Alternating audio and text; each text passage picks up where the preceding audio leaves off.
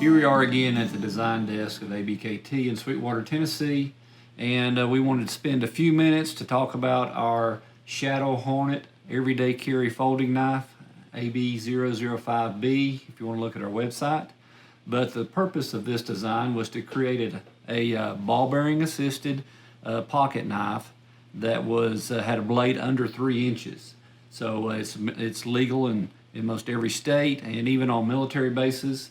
And it'll fit in the small pocket of your jeans and still be stylish and usable.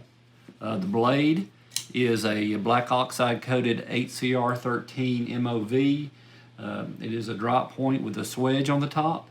The 8CR13 has an HRC of 58 to 60. 8CR13 is very similar to AUS 8, and it's a great everyday carry pocket knife because there's less maintenance involved in this type of steel. The handle is 3 inches in length. It is G10, which is 3D contoured, and it's got markings in it to make it better for gripping. It has a ball bearing pivot system, so you just pull back on the lever and it releases, and it will roll all the way till the liner lock engages. It also has a ball bearing detent to keep it from coming open unless you pull it open.